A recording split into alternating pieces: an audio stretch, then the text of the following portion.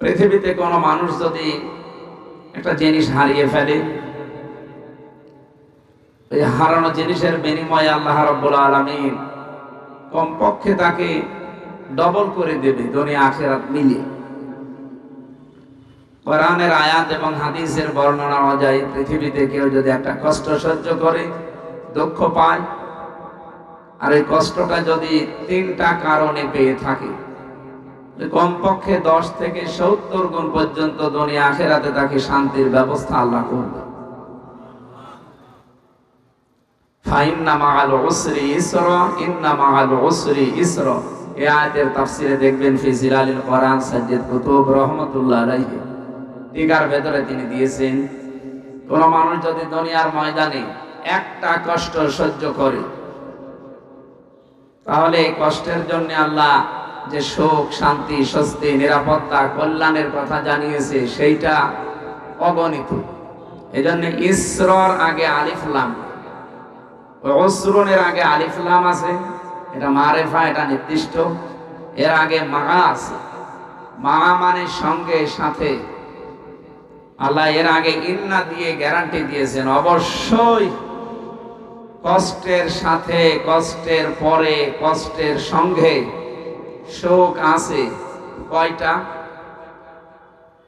আমি যেহেতু আলিম মাদ্রাসা, অনেক আলিম এখানে আছে, একটু চিন্তা ভাবনা করে আয়াতগুলো পড়বেন, মজা পাবেন। এদিকে তাকান, তাকান এদিকে। আমার কথা যেটা বলি ওখান থেকে আমি একটা শিক্ষা নিয়ে আসি আগে, তারপরে সামনে যাই। এই আয়াত থেকে আমাদের শিক্ষা কি?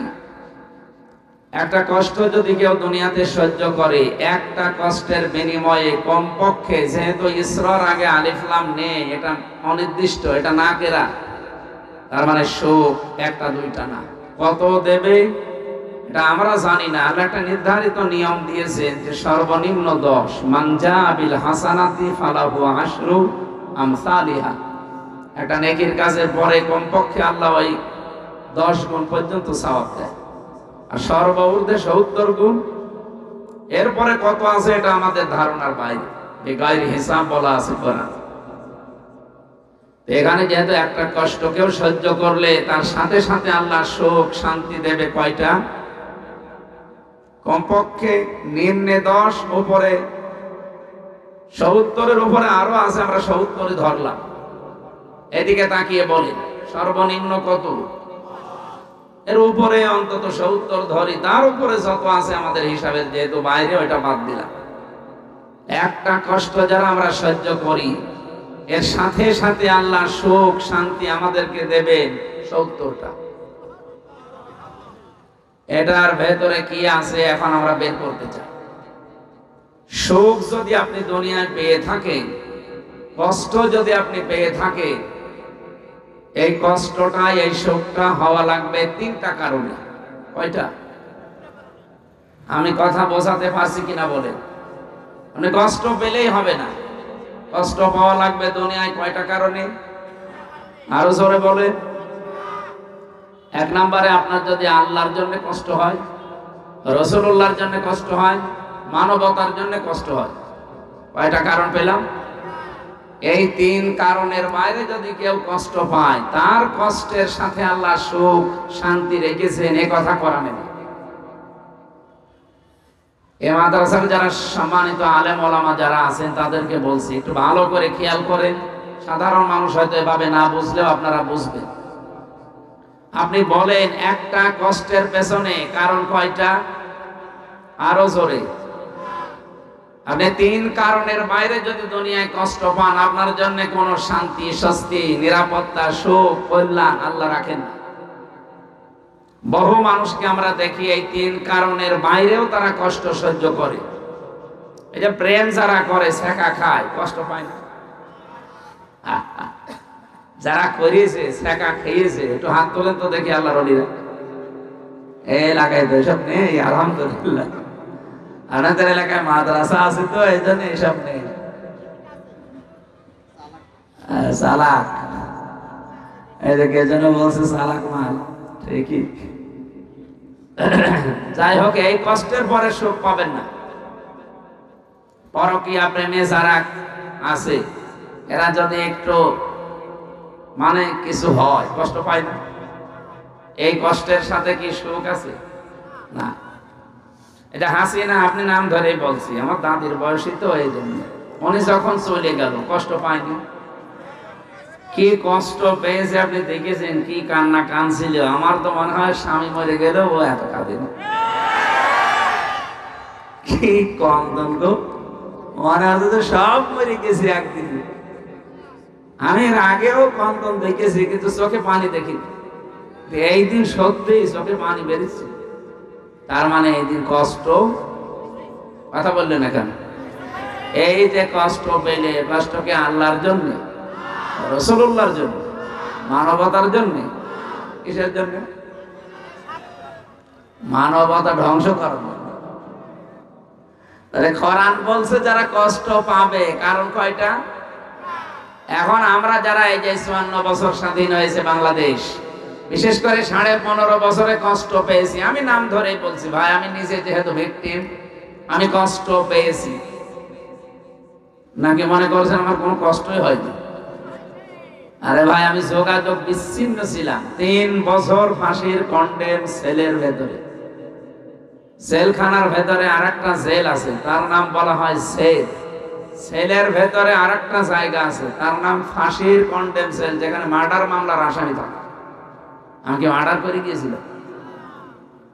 এর ভেতরে আরেকটা জায়গা আছে, তার নাম কবর সেল। এটা রাজশাহী আছে, আর যশোরে আছে, আর গাজীপুরের কাশিমপুর কারাগারের ৪ নাম্বারটায় আছে। এছাড়া আর বাংলাদেশে সেরকম কোনো জায়গায় আমি পাইনি।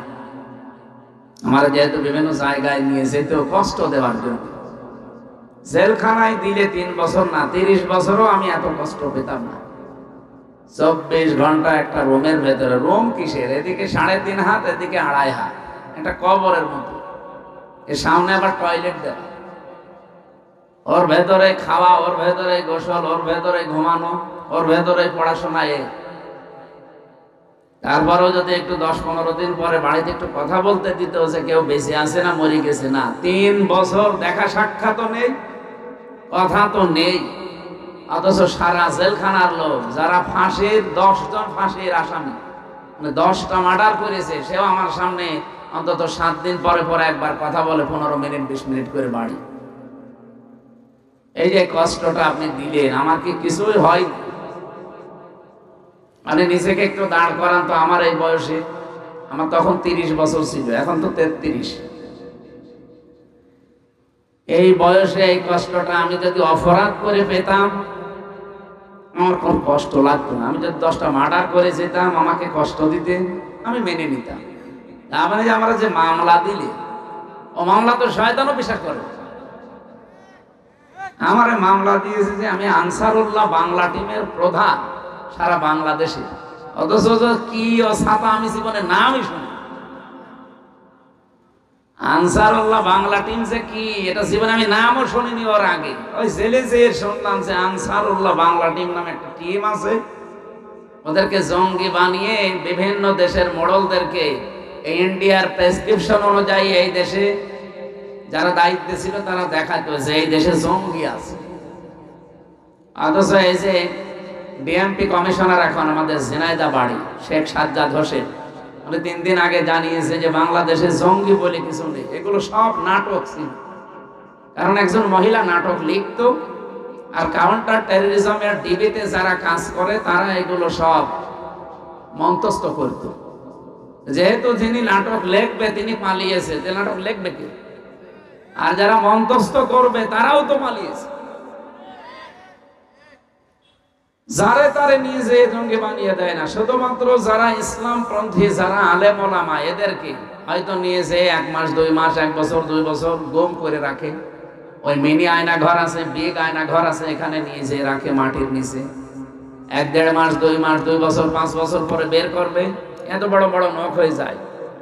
আমি নিজেও তো ১০ দিন ছিলাম, প্রথমে দেখেছি ওই যে দেওয়ালে লিখে রাখে, এই বড় বড় নখ দিয়ে লিখে রাখে যে ভাই কেউ যদি বাইরে যেতে পারেনি, নাম্বারটা অন্তত জানাবে যে আমি বেঁচে আছি। সে লোকটা জানে না যে এটা কোন বছর চলছে, এটাতে ২০২৫ সালও জানে না। এমনকি লোকটা জানে না যে এখন কয়টা বাজে বা এটা কোন মাস চলছে, কি বার, এটা কি দিন না রাত, এখন কি সূর্য উঠেছে না রাতের গভীর, ওর কিচ্ছু জানা নেই। আমিও তো 10 দিন জানি না যে আমি কি সূর্যের আলো কোনোদিন দেখতে পারবো, সূর্যের আলো কেমন হয়। 10 দিনে মনে হয় আমি ভরে গেছি। বলেন তো, যে লোকটা 10 বছর 12 বছর পড়ে আছে একটা ঘরে এভাবে, তাও হাতের সাথে পায়ের সাথে শিকল লাগানো, আপনি নিজেকে ওই জায়গায় দাঁড় করান তো কেমন লাগে আপনার? এই যে নখ তোলে যে সমস্ত জিনিস দিয়ে, মেশিন, এগুলো আমাকে দেখিয়েছিল যে এগুলো আমরা দিয়ে নখ তুলি। আমার আগে ছাত্র দলের এক ভাইকে নিয়ে গেল, ও নখ তুলবে। এরকম একটা চেয়ার আছে, চেয়ারে বসিয়ে হাতের সাথে পায়ের সাথে ক্লিপ লাগিয়ে দেয়, গলার সাথে একটা বেল্ট লাগিয়ে দেয় যেন আপনি নড়তে না পারেন। একটা মেশিন আছে, ওইগুলো নিয়ে এসে হাতে আর পায়ের কাছে ধরে, একটা টিপ দেওয়ার পরে একবারে আপনার এই হাতে আর পায়ের 20টা নখ খুলে দিবে। আরে নখ খুলে আসলে তো ছেড়ে দিলে তো হয়, ওর উপরে তখন ওই যে পাতলা মিহি যে লবণ আছে না, মোল্লা সল্ট, ওইটা ছিটিয়ে দেয়। ওনার শুনতে এমন লাগছে, তাহলে আমার কেমন লাগেছে বলেন তো? শিবিরের সভাপতি ছিল দেলাওয়ার ভাই, ওনার একটা নখও পায়নি, প্রত্যেকটা তুলে লবণ দিয়েছে। উনি সেন্সলেস, জানে না যে আমি মরে গেছি না বেঁচে আছি। তার আছে না পাতলা আছে মিহি তার, তার গরম করে লাল হয়ে যায়, তখন লজ্জাস্থানে ঢুকিয়েছে। পুরুষাঙ্গ ওনার নষ্ট হয়ে গেছে। পরবর্তীতে চিকিৎসার মাধ্যমে আল্লাহ আবার ফেরত দিয়েছে। আমার সামনে বলছিল রিমান্ডে ওই আসাদুজ্জামান, এটা কুলাঙ্গার, এই কাউন্টার টেরোরিজমের প্রধান ছিল, এবং ডিসি আব্দুল মান্নান, আরো চট্টগ্রামে বাড়ি আতিকুর রহমান ভুইয়া, এডিসি। আমি নাম ধরে বলছি কারণ আমি এই সাজাগুলো পেয়েছি তো। শেখ ইমরান হোসেন খুলনা বাড়ি, এরপরে জাহিদ হাসান, গোপালগঞ্জের মনিরুল ইসলাম,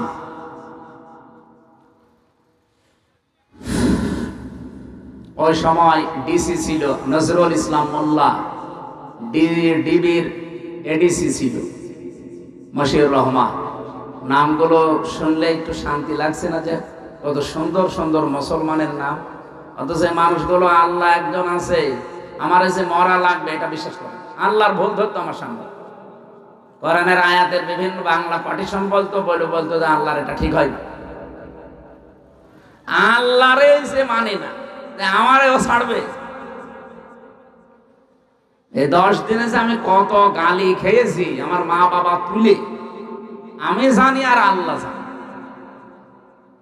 আর সাইদি সাহেবকে মনে হয় প্রতিদিন 50টা করে গালি দেয়। মামলা আমারে দিয়েছেন, আমার যদি দোষ থাকে আপনি খোঁজ করে বের করেন, আমারে কিছু বলেন। সাইদি সাহেবের গালি দেন। এই মানুষগুলো একটা শুধুমাত্র এভাবে বসিয়ে রাখবে, একটা সুইচে টিপ মারলে 1 মিনিটে আপনি 120 বার ঘুরবে। আপনার মাথার মগজ উলট পালট হয়ে যাওয়ার কথা না? ওই বাইরে যখন নিয়ে এসে আমার পাশের রুমে দিল, কি চিৎকার করে কান্না! এটা কঠিন ভয়ঙ্কর একটু বর্ণনা বললাম, এটা কিন্তু আমি ফেস করে এসেছি। এজন্য এখন আমার বুকে ব্যথা, মাজায় ব্যথা, পিঠে ব্যথা, ডায়াবেটিস, এগুলো একটা রোগও আমার ছিল না। সব এই জেলখানায় 3 বছরে হয়েছে, কারণ ভেতরে তো কোনো চিকিৎসা নেই।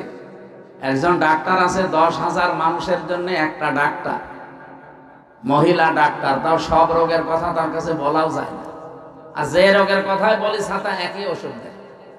যদি বলি ম্যাডাম আমার হাতে ব্যথা, ওই একই, মাথা ব্যথা একই। কেউ যদি বলে আমার নুনু ব্যথা, ওই একই। মানে আমার সামনে একজন যে বলছে যে আমার এই জিনিসে ব্যথা, ওই একই বলে। মহিলা করবে কি? কারণ এই কথা কি ওনার সামনে বলা যায়? একজন পুরুষ মানুষ যেখানে 25-30 বছর বয়স আমার, আমি এই জিনিস দেখাতে পারবো তার কাছে? তাও একজন দেখিয়ে ফেলেছি, মানে সহ্যের বাইরে চলে গেছি। কি করবে? জিনিসপত্র মানে মোটা হয়ে গেছে, ফুলে চিকিৎসা নয়, ও যে লেখার ওই একই পড়ি দেয়। তখন বলছে এই দেখেন, কি দেখবেন দেখেন।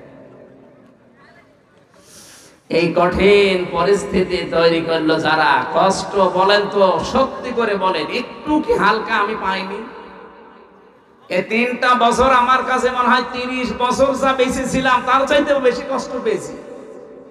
তাহলে এক একটা কষ্ট পেয়েছি আমার নিজের কোনো দোষের কারণে, কোনো অপরাধের কারণে। হয় আল্লাহর জন্য তারা কষ্ট দিয়েছে, রাসূলুল্লাহর জন্য কষ্ট দিয়েছে, অথবা মানবতার জন্য। তাহলে কোরআনের আয়াত ছিল কি, কেউ যদি কষ্ট সহ্য করে একটা, কষ্টটা কার জন্য? আল্লাহর জন্য, রাসূলুল্লাহর জন্য, মানবতার জন্য। তার জন্য কমপক্ষে মা যেহেতু আছে, যারা আরবি গ্রামার জানে বলেন তো মা এ শব্দের পরে আল্লাহ উসরুনের আগে আলিফ লাম দিয়ে এর সাথে নির্ধারিত করে দিয়েছে যে অবশ্যই একটা কষ্ট সহ্য করো দুনিয়ায়, একটা দুঃখ সহ্য করো। আমি আল্লাহ কমপক্ষে 10 থেকে 70টা সুখ, শান্তি, স্বস্তি, নিরাপত্তা, কল্যাণ দুনিয়া আখেরাত মিলে তোমার কপালে লিখে দিলাম। আল্লাহর এই ওয়াদা কি মিথ্যা হবে? বলেন বলেন। অন্তত 15.5 বছরে আমরা যারা 50টা কষ্ট পেয়েছি, তা পাইনি। 50টা কষ্ট যারা পেয়েছি এই 3 কারণে, তাদের জন্য আপনি 50কে 70 দিয়ে গুণ দেন তো। 3500 কমপক্ষে সুখ শান্তি আল্লাহ আমাদের সামনে রেখে দিয়েছে। এগুলো দুনিয়া আখেরাতে আল্লাহ আমাদেরকে দেবে, এরপরে অন্য কিছু। এরপরের আয়াতটা যেহেতু আল্লাহ রিপিট করেছেন, এই জন্য বলছি। আল্লাহ রাব্বুল আলামিন বলেন ইন্না মাআল উসরি ইসরা। আগেরটা শুনে যেমন শান্তি পেয়েছো, পরেরটা একটু শোনো কেমন লাগে বলবো। পরেরটা আল্লাহ জানাতে চেয়েছেন, দুনিয়া থেকে যদি একটা সুখ ভোগ করে, একটা সুখ যদি কেউ শান্তি ভোগ করে দুনিয়ায়, আর ওই সুখ যদি অবৈধ সুখ হয়, আবার তাকান এদিকে, আপনি সুখ ভোগ করলে অশান্তি পাবেন দুনিয়ায়, বিষয়টা এমন না। সুখ যদি হয় অবৈধ সুখ, এই শান্তিটা যদি অবৈধ শান্তি হয়ে থাকে, একটা সুখ শান্তি ভোগ করার বদলে এর সাথেও যেহেতু মা আছে, আপনি অবশ্যই দুনিয়াতে কমপক্ষে 10 থেকে 70টা অশান্তি দুনিয়ায় পাবেন। আগেরটা শুনে তো ভালোই লাগছিল, সাদা পরেরটা বলে তো কেমন লাগছে। দুনিয়াতে আপনি একটা সুখ ভোগ করছেন, কিন্তু সুখটা অবৈধ সুখ। নওগাঁবাসী ঈমান থেকে বলবেন, যদি থেকে থাকে আপনার বিবেকে যদি কাজ করে, 15.5 বছরে যারা ছিল তারা সুখ পায়নি। কথা বলছেন এখানে, এ সুখটা কি বৈধ সুখ না অবৈধ? আপনি সুখ ভোগ করবেন করেন, কিন্তু বৈধ ভাবে করেন। এই 15.5 বছরে 3 বার যারা ভোট করে নাম দিয়ে আপনি গেলেন ক্ষমতায়, সুখ পেলেন। আপনি তো ভোট করে যাননি, কারণ আমি নিজে ভিকটিম। 33 বছর বয়স এখন আমার। 18 বছর থেকে যদি ভোট দিতে আরম্ভ করতাম, আমি 3 বার ভোট দিতে পারতাম, একবারও পারি নাই। তার মানে 3 বার যারা ছিল বৈধ না অবৈধ? বলেন বলেন। অবৈধ ভাবে থেকেও কি তারা সুখ পায়নি? আপনি কি এত আসতে পারেন কেন? যারা অবৈধ সুখ পেয়েছেন, যদি মনে করেন 50টা সুখ আপনি ভোগ করেছেন, এক একটা সুখে যদি কমপক্ষে 70টা করে দুঃখ আপনার কপালে থাকে, হিসাব করে আগেরটা যেমন দিলেন, এবার বলেন কত হয়? 3500। আমি কোরআন মাথায় নিয়ে বলতে পারবো আল্লাহর কথা 100 ভাগ প্রতিফলন হবে। আপনি বিশ্বাস না করতে পারেন, আমি 100 ভাগ বিশ্বাস করি, কারণ এর ভেতরে কোনো সন্দেহ নেই, সন্দেহর লেশ মাত্র। যালিকাল কিতাবু লা রাইবা ফীহ। আল্লাহ পাক বলেন, আমার এই কোরআনের ভেতরে যত তথ্য দেওয়া আছে, সন্দেহ তো দূরের কথা, সন্দেহের অবকাশ নেই, মিথ্যা তো দূরের কথা। তাহলে বাস্তবে যেটা বললাম কোরআন দিয়ে আপনি এবার নিজের জীবনে মিলাবেন। মাস্ট বি দুনিয়ায় যারা অবৈধ সুখ ভোগ করেন, এই যে পরকীয়া প্রেমী যারা আছে, তারা কি সুখ পায় না? সুখ না পেলে 2-3টা ছেলে মেয়ে রেখে চলে যায়। ও মনে হয় গিয়েছে। এত জোরে বলেন কেন? এলাকায় যদি কেউ অবৈধ সুখে থাকেন, এই মুহূর্তে আপনি থেমে যান। আর সুখ আপনি হয়তো কিছু পাচ্ছেন, এক একটা অবৈধ সুখের কারণে কমপক্ষে ৭০টা দুঃখ সামনে আপনার অপেক্ষা করছে। সুতরাং এই প্রেম ছেড়ে দেওয়া লাগবে, পরকীয়া প্রেম। যারা রাজি আছেন হাত তোলেন তো। কার সাথে লাইন আপনার? বিয়ে করছে? বিয়ে করলে তো আপনারা লাইন করেন। আমি এখান থেকে একটা শিক্ষা দিতে চাই, যেহেতু রেকর্ড হচ্ছে, এটা জাতির জন্য বলবো। এটা আমার অন্য দিকে নিয়েছেন না, হুজুর যা বলে সব আমার গায়ে লাগে। যেহেতু অবৈধ সুখ ভোগ করলে এক একটার জন্য শাস্তি কয়টা? আরো জোরে। এতদিন যারা এগুলো করেছে তাদের এখন শাস্তি আপনি দেখতে পাচ্ছেন। এত কিছু তারা করেছিল, এখন ভোগ করতে পারছে না। কয়েকদিন আগে সিঙ্গাপুরে ছিলাম, মালয়েশিয়া, কয়েকটা দেশ ঘুরছিলাম। দেখি এই দেশ থেকে যারা পালিয়ে গেছে ওরা কিন্তু ওই দেশে সাহেব পাড়া বানিয়েছে, সেকেন্ড হোম ওদের আছে, থাকতে পারে না, তালা লাগানো থাকে হচ্ছে হোটেলে। আমি যেই হোটেলে উঠেছিলাম, নিচে নেমে দেখি দুই শয়তান চা খাচ্ছে। কি গো হুজুর, আমরা আগেই পালিয়েছি। আপনি পালাইলেন কেন? আপনার না ৬২০টা বাড়ি। চট্টগ্রামের একজন ছিলেন না, কি মন্ত্রী যেন, ভূমি মন্ত্রী, ৬২০টা বাড়ি আছে শয়তান। একজনের বাড়ি লাগে কয়টা বলেন তো? আমার বাবার একটা বাড়ি, তাই আমি থাকার সময় পাই না। আর শয়তানে ৫ বছরে ৬২০টা বাড়ি বানিয়েছে। আমার মনে হয় এই ৯ মাস যদি থাকতো, ও আরো ২০০ বাড়ি বানাইতো। বানিয়ে কি করলে? একটাও তো থাকতে পারেন না। এখন এই যে হোটেলে থাকা লাগে, কয়দিন থাকবেন এভাবে? সাহেব পাড়ায় থাকতে পারেন না, হলে থাকবো ওখানে। বাংলাদেশের ২০ লাখ মানুষ এই মালয়েশিয়া আছে, আমার পিটিয়ে ভর্তা বানিয়ে ফেলবে।